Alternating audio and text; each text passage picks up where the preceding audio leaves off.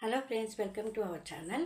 ఈరోజు మనము దేవీ నవరాత్రుల పూజలో గాయత్రీదేవి అవతారంలో ఉన్న కథ గురించి చెప్పుకుందాం. పూర్వం ఒకప్పుడు అరుణుడు అనే బలవంతుడైన రాక్షసుడు ఉండేవాడు. అతడు దేవతలను ద్వేషించేవాడు. దేవలోకాన్ని పూర్తిగా జయించాలనే కోరికతో 10,000 సంవత్సరాలు గంగా తీరములో నిరాహార దీక్షతో గాయత్రి జపపారాయణుడై తీవ్రమైన తపస్సు చేశాడు. తపోదీక్షలో ఉన్న అరుణుని శరీరం నుండి దుస్సహమైన అగ్ని వెలువడింది. ఆ వేడిమికి లోకాలన్నీ తపించిపోయాయి. దేవతలు కలత చెంది బ్రహ్మదేవుణ్ణి శరణు వేడారు. బ్రహ్మదేవుడు అతనికి ప్రత్యక్షమై వరం కోరుకో అన్నాడు. అతను తన మృత్యువు లేని జీవనం కావాలన్నాడు. ప్రకృతి ధర్మమైన మరణం లేకుండా వరం ఇవ్వడం అసాధ్యమని బ్రహ్మదేవుడు చెప్పాడు. మరి ఏదైనా వరం కోరుకో అన్నాడు. అంతటా ఆ రాక్షసుడు చతురానన మరణం అనివార్యమైతే యుద్ధరంగంలో కానీ శస్త్రాల చేత కానీ స్త్రీ పురుషులలో ఎవ్వరి చేత కానీ 2 కాళ్ళు గల ప్రాణి చేత కానీ 4 కాళ్ళ గల జంతువు చేత కానీ పంచభూతాల్లో ఏ ఒక్కదాని చేత కానీ మరణం లేకుండా వరమిమ్మని కోరాడు. బ్రహ్మ తదాస్తు అన్నాడు. బ్రహ్మ ఇచ్చిన వరగర్వంతో అరుణుడు రాక్షసగణంతో కలిసి దేవలోకాన్ని ఆక్రమించడానికి సంసిద్ధుడయ్యాడు.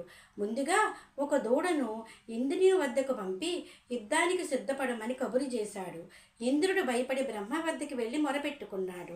బ్రహ్మ అతన్ని వెంటబెట్టుకుని వైకుంఠానికి రాగా విష్ణువు బ్రహ్మ కలిసి కైలాసానికి వెళ్ళారు.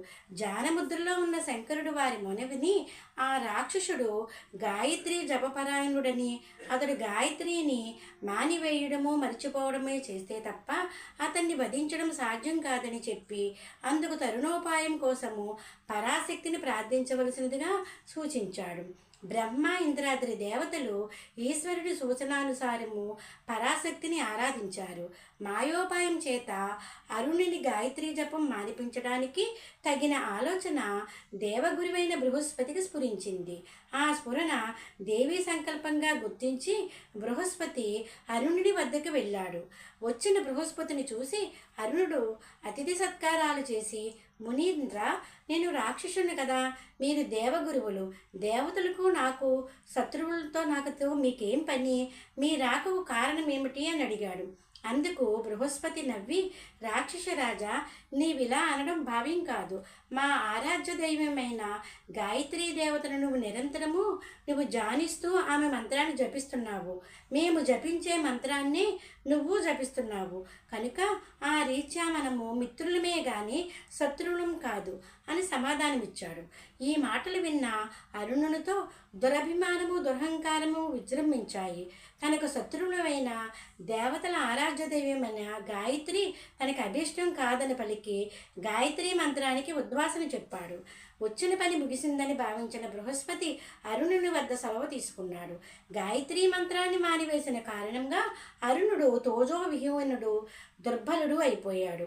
ఎందుకు కొరగాని వాడయ్యాడు. ఆ సమయంలో బృహస్పతితో కలిసి దేవిని ప్రార్థించగా ఆమె వారికి సాక్షాత్కరించిన జగన్మాతను చూసి అందరూ పలు రకాలుగా ప్రార్థించారు. ఆ దేవి వారి బాధలను తీర్చాలని సంకల్పించింది.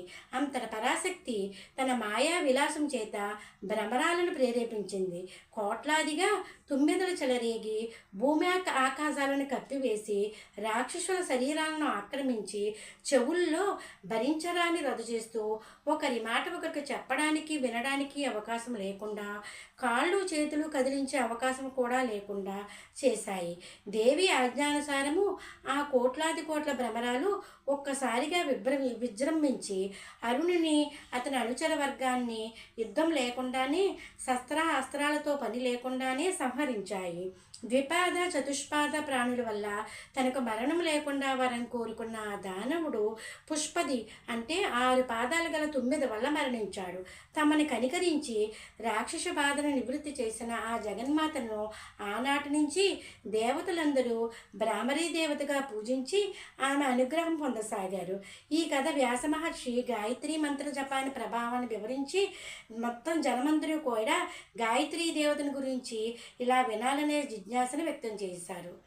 గాయత్రీదేవి అంటే మహాపరాశక్తి స్వరూపము. ఆమెకు 5 ముఖాలు. ఈ 5 ముఖాలు సృష్టికి ఆధారమైన పంచభూతాలకు ప్రతీకలు. 5 శిరస్సులతో 10 చేతులతో ఆ తల్లి ఆశ్రితులకు సర్వ ఐశ్వర్యాలను, అనంతమైన బుద్ధి శక్తిని ప్రసాదిస్తుంది. గాయత్రీ దేవతకి సంధ్యాదేవి అని కూడా పేరు. ప్రాతకాలంలో గాయత్రిగా, మధ్యాహ్నం సావిత్రిగా, సాయంత్రం సరస్వతిగా ఆ శక్తి తన తేజో విశేషం చేత ఈ 3 పేర్లతో 3 రూపాలతో గోచరిస్తూ ఉంటుంది. గాయత్రి మంత్రానికి 4 పాదాలు, ఒక్కొక్క పాదంలో 8 అక్షరాలు. మొదటి 3 పాదాలు వేదాల నుండి, 4వ పాదం అథర్వ వేదం నుంచి కూడా ఉద్భవించాయి. అందువలనే గాయత్రీ దేవతను వేద జననిగా ఆరాధిస్తూ కూడా ఉంటారు. Please like, share and subscribe.